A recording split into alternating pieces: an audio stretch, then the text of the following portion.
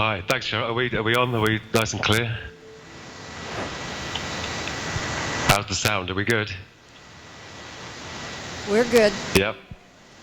Okay. Thanks for the intro, Cheryl.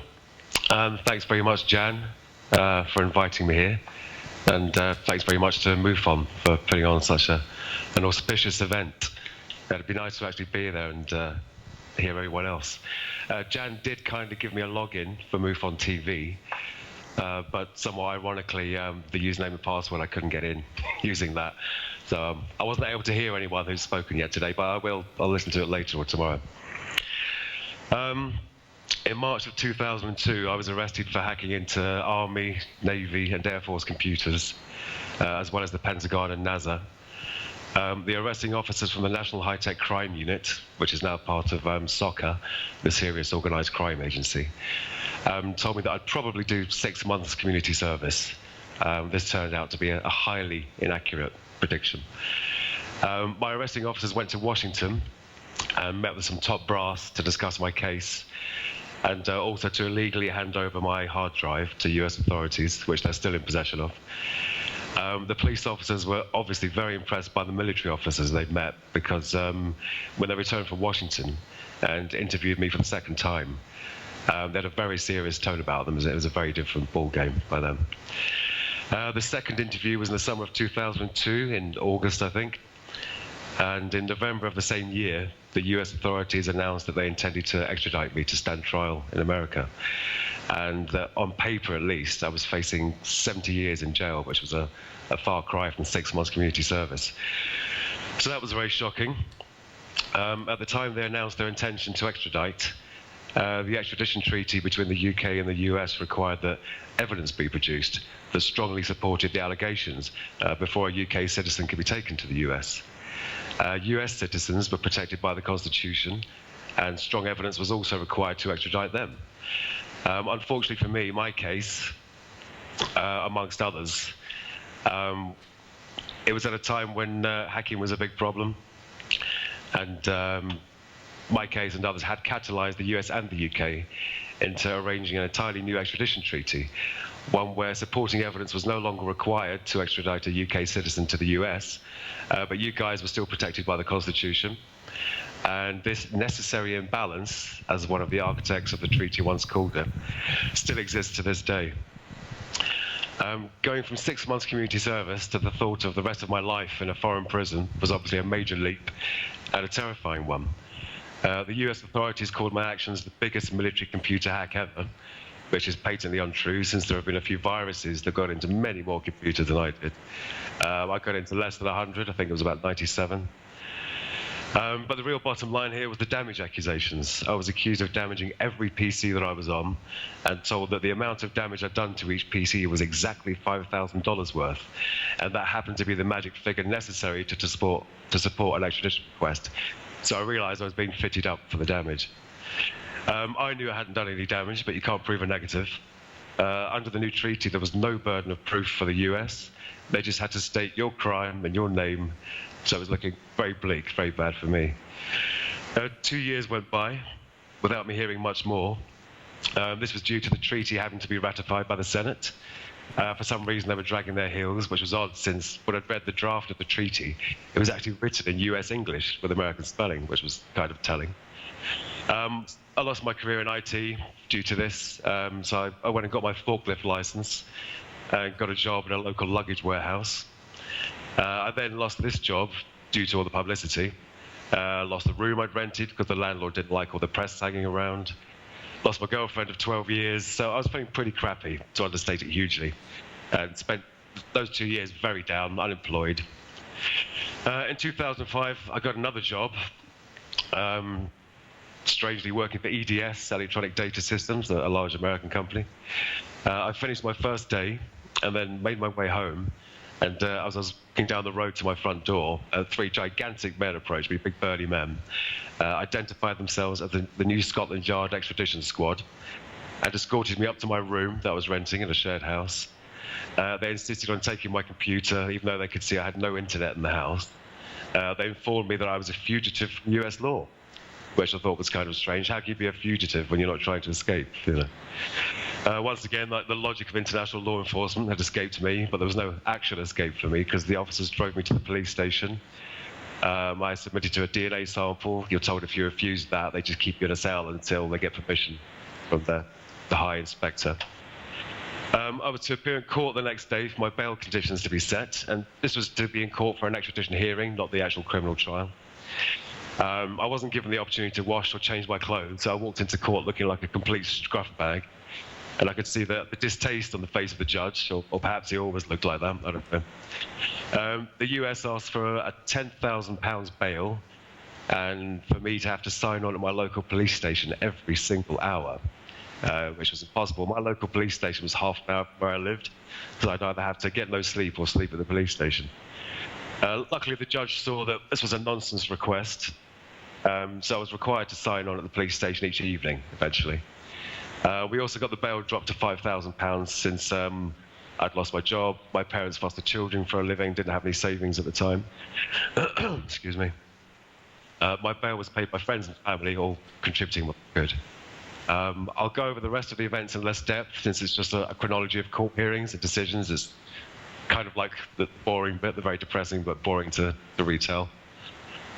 In 2006, I had my first extradition hearing, and the judge ruled that my extradition could be allowed, but the final decision was to be made by the Home Secretary, who also decided it was fine to send me over there without any evidence of damage. The US authorities started to play dirty, saying that if I didn't come over of my own free will, then they'd give me the maximum 70-year sentence once I was over there. My solicitor was told by Ed Gibson, who was the attaché at the US Embassy at the time, that they wanted to see me fry, which was, of course, a reference to the electric chair. They also threatened me with imprisonment in America under Military Order No. 1, which means a secret trial with a jury of military personnel, no opportunity to speak to the press. And they also informed me I'd be allowed no visits from anyone. So they're putting the pressure on, which the DOJ, as you may or may not know, it always does.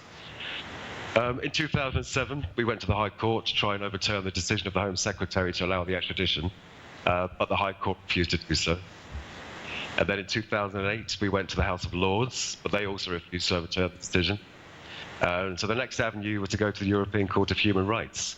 And we lost the appeal to go there, let alone actually be heard there. Later that year, I was doing an interview on ITV, and after the interview, quite a few people contacted ITV to say that they thought I was on the autistic spectrum, that I should get diagnosed by a professional to see if this was the case. I didn't like being told I may be on the spectrum, and I was far too depressed to welcome people analysing me and poking around in my brain. But I went along with it since everyone was advising me to do so. And ultimately, I was diagnosed by 5 or 6 of the top people in the UK. And they all agreed that I had Asperger's and was on the spectrum. And as I said, no one likes being diagnosed as having a syndrome of any kind, but it did explain a lot. People had always thought I was a little bit weird and kind of robotic ever since school. So now at least I had some kind of explanation for that, something to blame it on. And it turned out that having Asperger's helped with the case as well, because it's a medical condition. Since my actions were due to my hyperinflated sense of truth and justice, which is apparently quite common in people with Asperger's. A normal person would have broken the law in the way that I did to find information on UFOs. It was a very extreme act. I can see that now. In late 2008, we appealed to the new Home Secretary, but she also had no sympathy for my situation and said she would allow the extradition.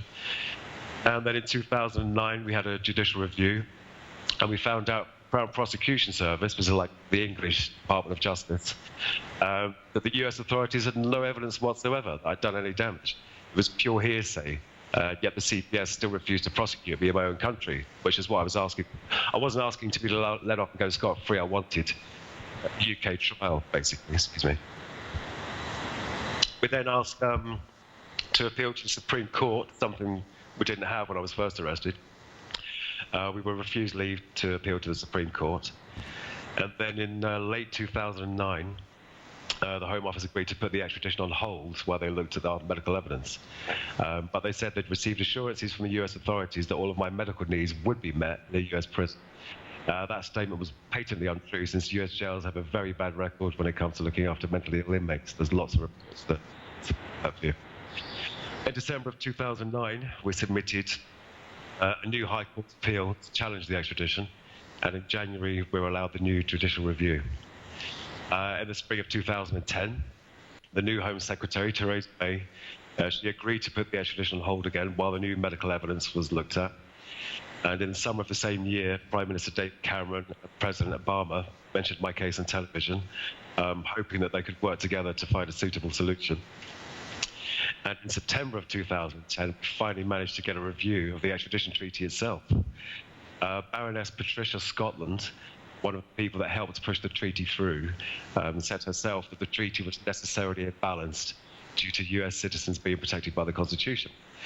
And David Blunkett, who had signed the treaty in the UK, admitted that we might have given too much away. In the spring of 2011, on a visit to the UK, President Obama said he'd respect any decision made by the UK judicial system, which was good to hear.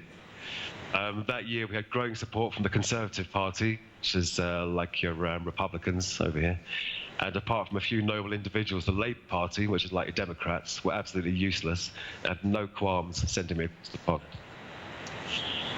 By this time, I'd been severely depressed for years. I was on Prozac. I was really barely leaving the house. I'd also bought enough potassium chloride to kill myself with. Rather than facing 70 years in a foreign jail, potassium chloride is the third chemical used in the triple set of chemicals for lethal injection.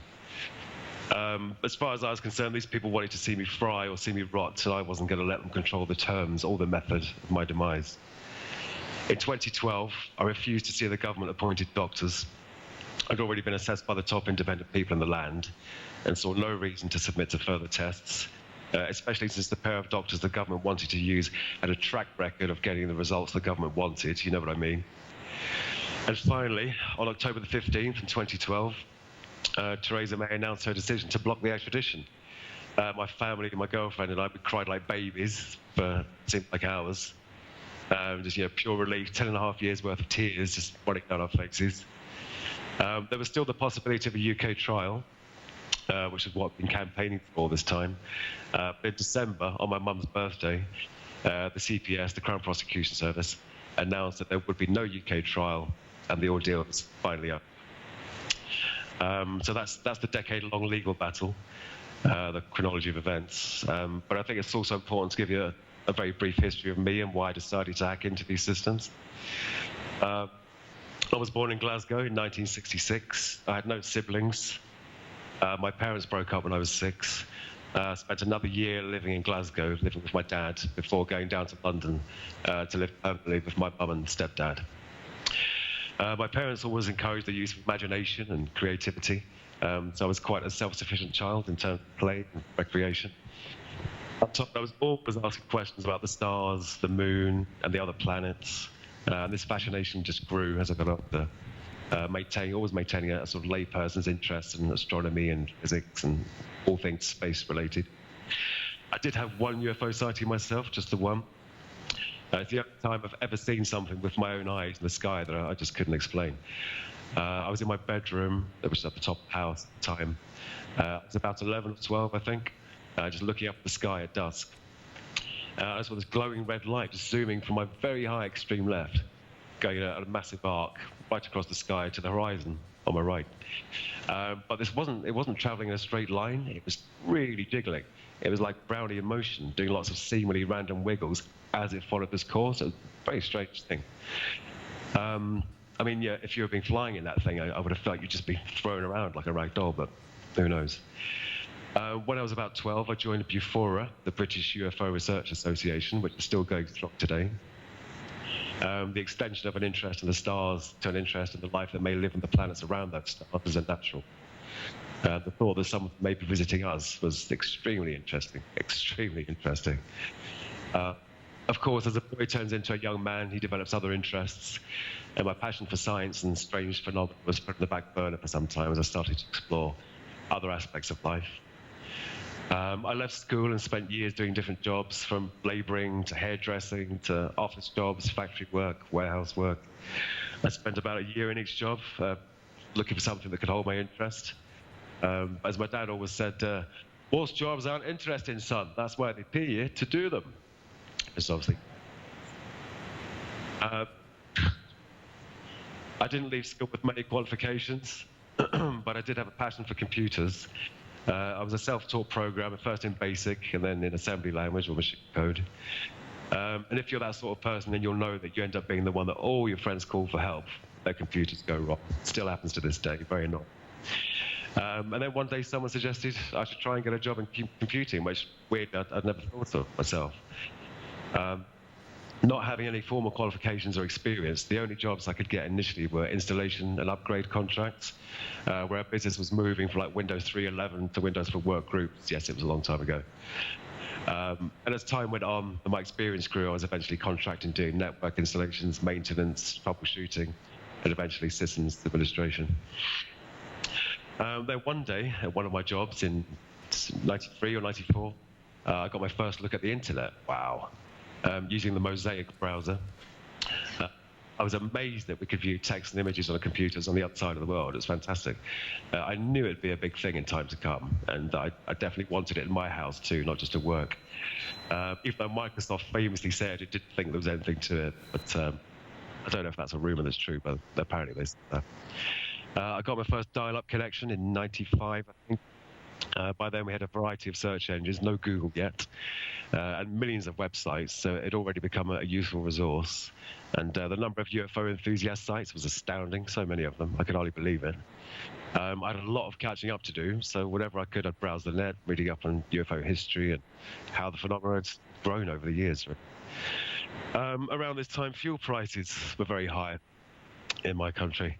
We had cases of elderly people in the UK having to choose between warmth and food. We called it heating or eating. And many of them died due to hypothermia because they couldn't afford to pay their fuel bills. And it's a growing problem to this day. In 2015, 15,000 people in Britain died due to so-called fuel poverty. 15,000 people. And one subject I'd read a lot about in connection with UFOs was the free energy. You know, a power source that was virtually unlimited, output more energy than was required to operate it. They call them over-unity devices. And it's not a mystery, by the way. Everyone has an over-unity device in their home. It's your fridge. The average refrigerator is about 3 times over-unity. And because the heat it puts out, you can't make the heat it puts out with the electricity that goes in. A very well-made fridge, like a science laboratory fridge, can be up to 5 or 6 times over unity. Interesting fact. So although you can't create or destroy energy, you can transform it and kind of amplify it somehow. I don't know. I'm not a physicist. So in my mind, these lines of thoughts converge. Old people dying, no energy, then possibly free energy that's been hidden from us, hugely unfair. So many of today's problems could be solved if we had free energy. And the UFOs that I've read so much about and watched so many videos of, they seem to operate on a propulsive principle that was extremely advanced and probably tapping the zero-point energy that I'd read about, literally pumping electrons, you know, from the fluctuations of the fabric of the universe. It's crazy stuff.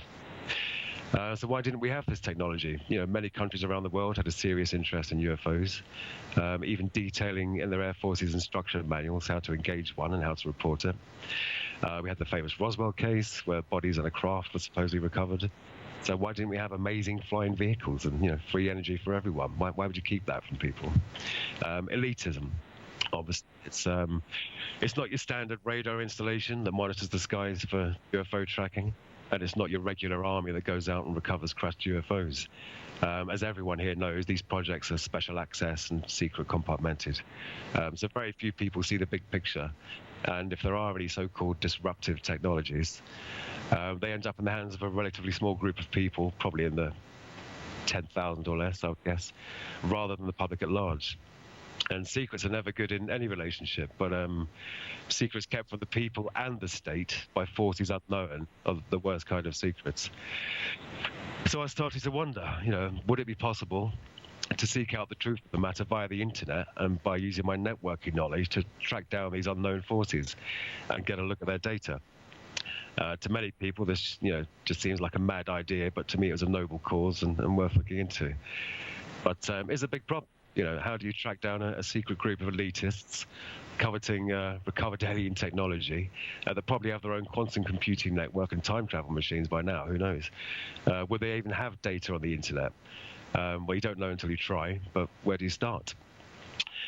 Then sometime in the spring of 2001, I think it was, I was told about Dr. Stephen Greer's upcoming Disclosure Project conference at the National Press Club in DC.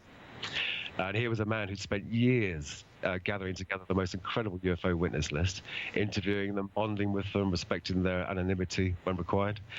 And as I listened to him speak with true passion and eloquence about the subject, he became an instant hero to me, instant hero. Right up there with the likes of Linda Moulton Howe, Bud Hopkins, Stanton Friedman, and many, many others in the UFO field. It was an amazing body of evidence, and all from the mouths of mature retirees in the main, who held positions ranging from radar hardware engineers to US Air Force lieutenant colonels and above, generals. And these people were from all of the armed forces right across the board, as well as witnesses from the intelligence community. It really was a fantastic collection of people telling their stories.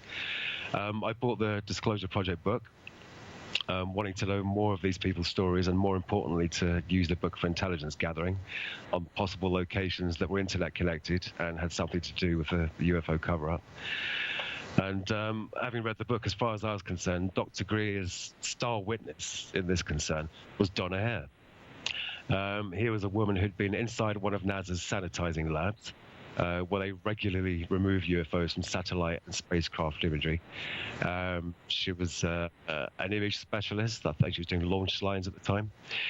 And she said that the lab she saw was in Building 8 of Johnson Space Center. And I was absolutely gobsmacked. It was amazing. I had a physical location that was fairly specific, down to the building that the lab was in. She said she'd been in the lab and been shown one of the photographs by one of her colleagues, which he shouldn't have really done, because that should be secret compartmented as well. But thank God he did, because now we know. But how do you get into a network like that? And it turned out to be all too easy, far too easy. I wish it hadn't been easy, then I wouldn't be here today. Computer communication languages are called network protocols. The HTTP you use in your web browser is a protocol standing for Hypertext Transfer Protocol. Your email service runs on IMAP, which is Internet Message Access Protocol. So there's protocols for specific jobs, as well as general protocols that provide for computer-to-computer communication. One of these general protocols is called NetBIOS, which stands for Network Basic Input System. As its name suggests, it's a system that provides basic input-output across the network. For instance, if your office is on a Windows network, when you copy and paste a file from your machine to a colleague's shared drive, it's NetBIOS doing all the legwork and allowing both computers to talk to each other. So that's what NetBIOS is for. It's for local area networks like offices or homes. It's not very secure. Unfortunately, at that time, an out-of-the-box Windows installation defaulted to using NetBIOS not just across your home or office network, but also across the internet, basically exposing your network to the world. And one method NetBIOS uses for access to any network resource is the standard username and password combination. And the administrator username, the administrator account, is the most powerful account on the PC, apart from the system itself. And it has access to almost anything. So it was obvious to me that I had to scan the JSC Johnson Space Center network, looking for PCs that accepted NetBIOS connections, and then seeing if they had either weak passwords or unset passwords on the administrator accounts. And it was quite a quick scan. It didn't take long. A surprising number of PCs responded to NetBIOS probes, and also returned administrator accounts that had no password set, not just a weak password like password itself, literally no password, blank. Excuse me. So it was very easy to set up a tunnel between me and the remote PC that I could use to install remote control software, a bit like PC Anywhere. So it's literally like you're there on the screen, like you're sitting at the monitor of the other computer. You could use a mouse, interact with the desktop, etc. Before installing the remote control software, I first had to find out which PCs were in Building 8. This was accomplished by using NetBIOS commands again to list the PCs on the remote network. Luckily for me, NASA's IT people were very diligent in their hardware auditing. Every PC had location information as well as serial numbers and the like for auditing purposes. So it didn't take long to compile a list of Building 8 machines that also had administrator accounts that had no password set.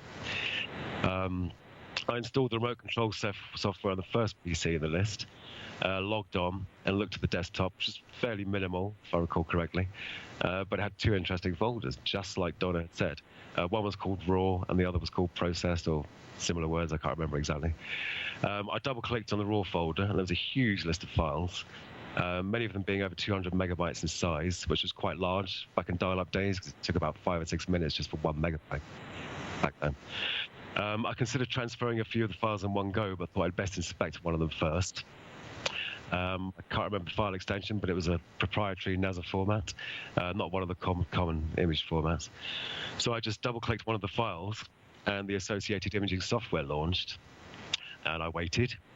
And then I waited, and then sort of line by line, very slow, very jerky, the image started appearing on the screen, but it was painfully slow. So I shut down the imaging software. I turned the color down to 4 bits, possibly 2 bits, so you get a lot less color. Turned the resolution down to, I think, 640 by 480 in order to get a look at this image as quickly as possible, in low color, low resolution, and then download it, and then close the connection. So I thought I had plenty of time. I thought I was going to watch this, then transfer it across. I launched the image again, and it was still painfully slow, but it was a few times faster than it was the first time round. And the top section of the image just seemed to be like a muddy sort of black and grey. But then the hemisphere of a planet started to appear. And I began to see like cloud formations. I don't remember seeing any recognizable terrain or any terrain at all. I just assumed it was Earth because it was, white clouds, and the muddy darkness was obviously the space above Earth. And then the craft began to appear. First thing I saw was the top of a dome, because although it was classic cigar-shaped, it had these sort of geodesic golf ball, like radar domes above and below. And no features in the craft at all, no insignia, no rivets, no seams, no sign of your standard man-made manufacturing at all, very smooth one-piece object. Then I jumped to my seat because the mouse started to move, on its own. It obviously wasn't moving on its own. Someone who was physically at the machine had seen what I was doing, and they moved the mouse pointer over to the network icon in the system tray, right-clicked it, and chose disconnect. I couldn't believe it, as I was watching. I hadn't even seen the whole image yet, and I'd been disconnected. So that was my eureka moment, but I also lost connection at the same time. But I had seen it. I found exactly what Donna Hare had said would be there. Exactly where she said it would be, a sanitizing lab in Building 8 of Johnson Space Center that processed the imagery.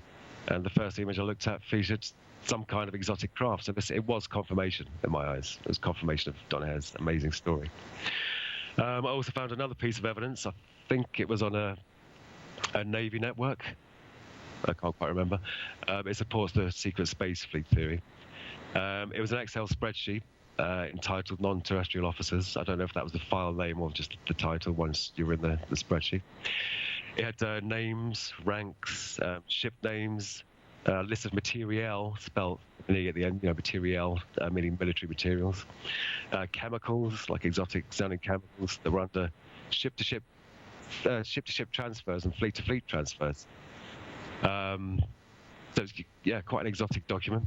It was almost like you found the admin office of the secret space program. Non-terrestrial officers. I googled the phrase at the time; it was nowhere to be found. And now, if you Google it, it's just in connection with my story. That's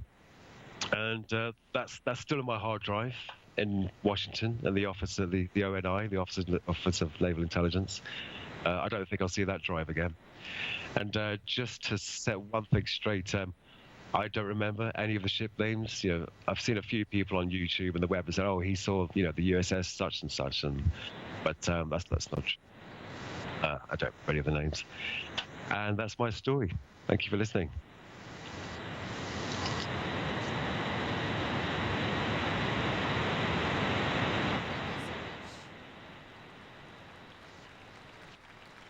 We have about a little less than 15 minutes left, Gary, and we have some people, I think, who want to come up and ask questions for you. And if you would, those of you who have some questions, we have a microphone already set up to the side here. If you could come up and ask your question very clearly and quickly into the microphone, I'll repeat it to Gary.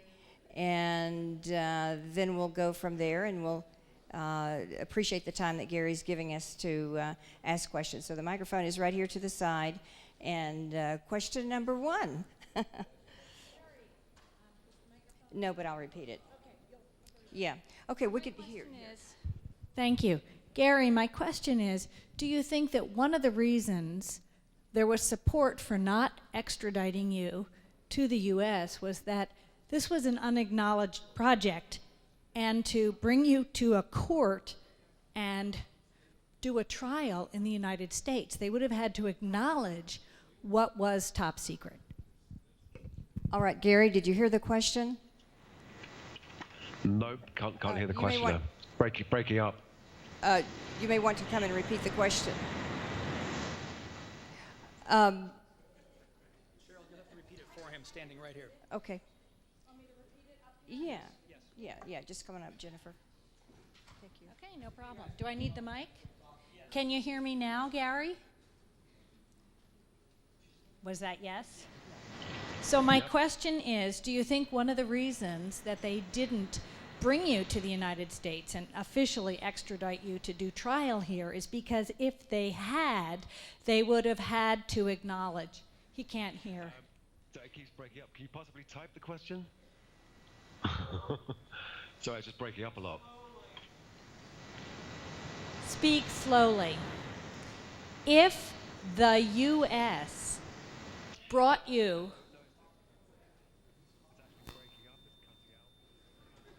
Can't hear you at all. Can you type the question in Skype? What did he say? Okay. It probably won't work. Use the what? Do you want to try and type that out? Yeah, I can try to type it real quick. Okay.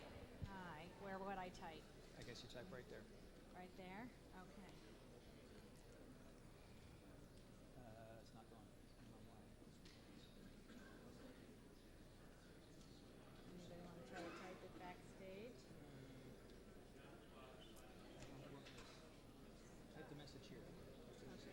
Type the message there. How do I get there? Okay.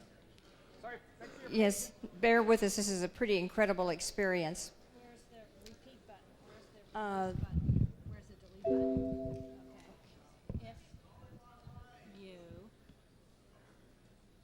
you were to stand trial in the U.S. Can you hear me, Gary? No, still not hearing. Did you ask me if I could hear you, Cheryl? Yeah, kind of.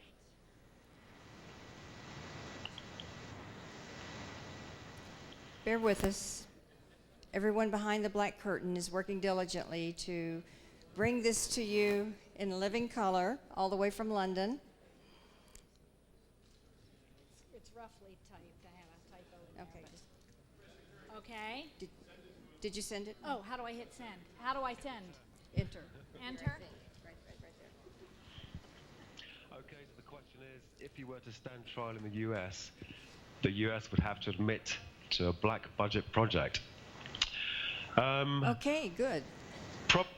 Probably not, because they'd have a secret trial, like they threatened me with under Military Order Number 1, so you guys wouldn't get to hear anything about it. Okay, what we're going to try to do, I guess if we have no other way of doing this, is I'll ask a couple of questions, and Jennifer can type them into the computer and send it to London. And my question is, I found it interesting that the new treaty was struck between, you don't have to type all of this, the UK and the US. The terms of the treaty between the US and the UK were changed according to what Gary says, and that was in adjusting the damages they assessed him with to the exact amount, and also removing the burden of proof for the US, if I understood that correctly. So the question is, what was his feeling about the new treaty arranged between the UK and US because of his case? Okay, the terms of the treaty were changed because of so the burden of proof And damages adjusted to exact. I don't know where the backspace is. Oh, here, backspace. So the burden of proof that was Removed from the U.S. responsibility for extradition. burden of proof was changed. I'll say that. The burden of proof was changed. So they could not extradite. Do you know how to spell extradite? Well, the burden of proof was removed, that the U.S. did not have to meet a burden of proof in order to extradite him, making it easier for the U.S. to extradite him, and also the damages were the exact amount that they had reset under the new treaty. I'm not sure I typed this right. Read it. Do you think that's right? The terms of the treaty were changed because of you, so the burden of proof, that's really Yeah. not what you're saying. Just say, how does he feel about the new treaty because of his case between the U.S. and U.K.?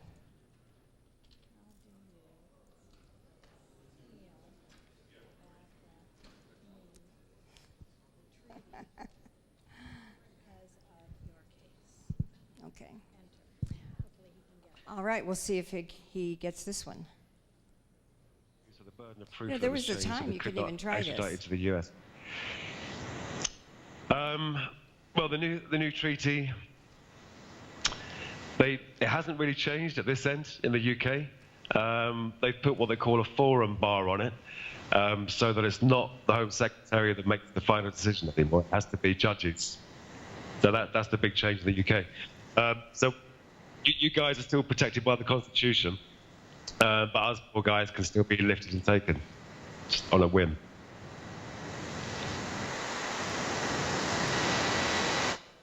Okay, ask him how he managed to secure an attorney and pay for the legal fees, and how much were those fees When you're this close, I can hear you quite clearly. I don't know if you can hear in me his just now. defense?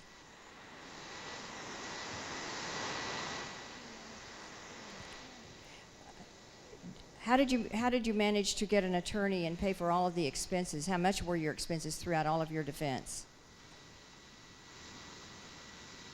Didn't hear that one.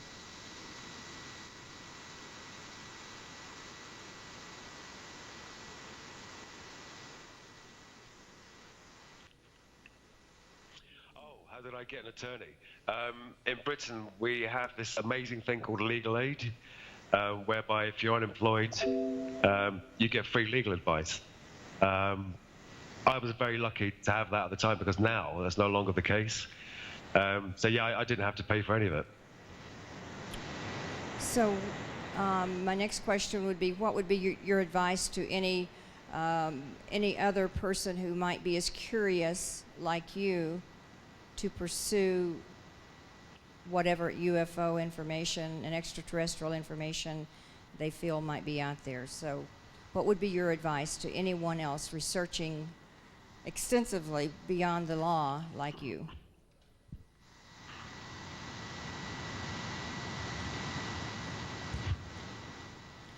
Did it work?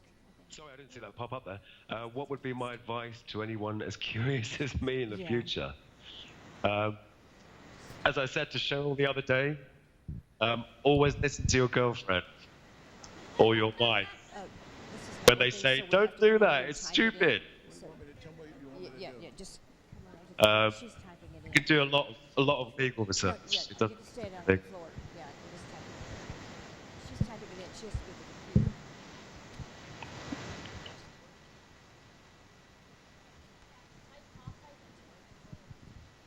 Yeah, you can ask a question. Okay.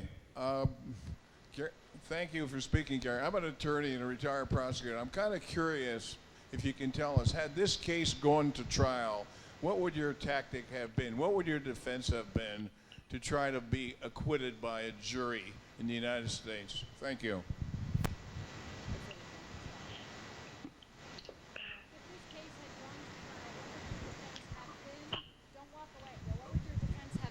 Yes.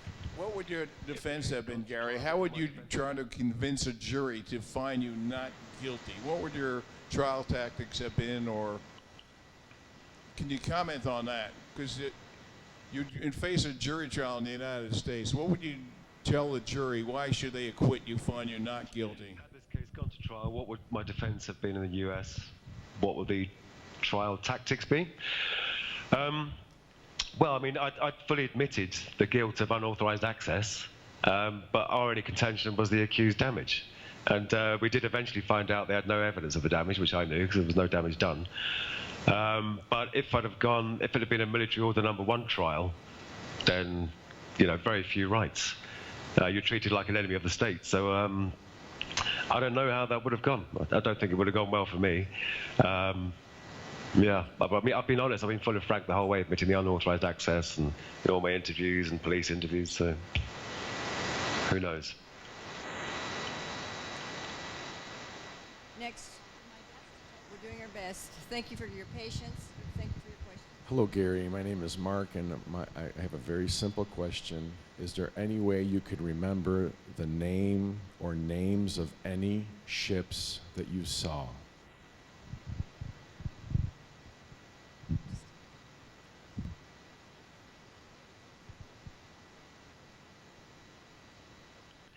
Is there any way you can remember the names of the ships you saw? No, I can't remember. It was a long time ago. I couldn't remember a few years afterward some of the names. So. Is it possible that they were, because I heard this one time, USSS Curtis LeMay and USSS Hillenkoetter?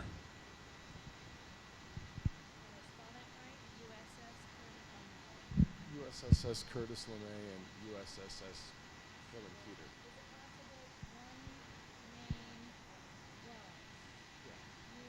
SS Curtis LeMay, M-A-Y, and then USS. Is it possible one name was USS Curtis LeMay?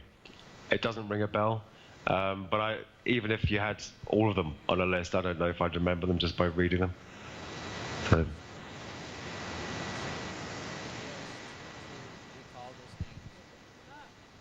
Okay, next question. Hi, would you consider being regressed so that you could recall any of those names and material transfers? The question was, would you consider being regressed so that you could recall any of those names?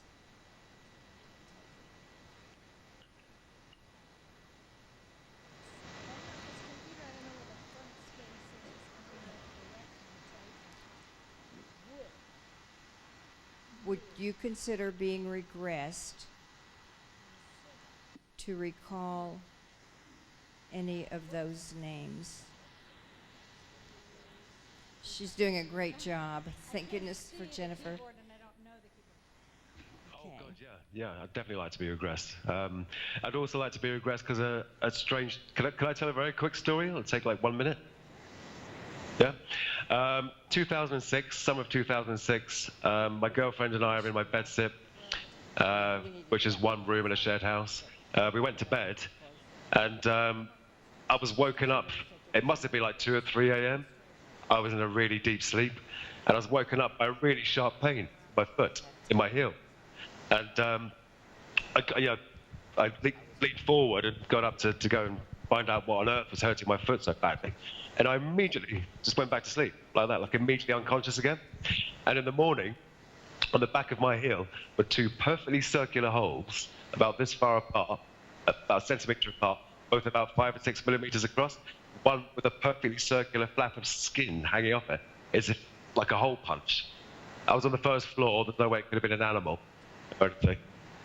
So I'd love to be regressed to find out what happened that night as well.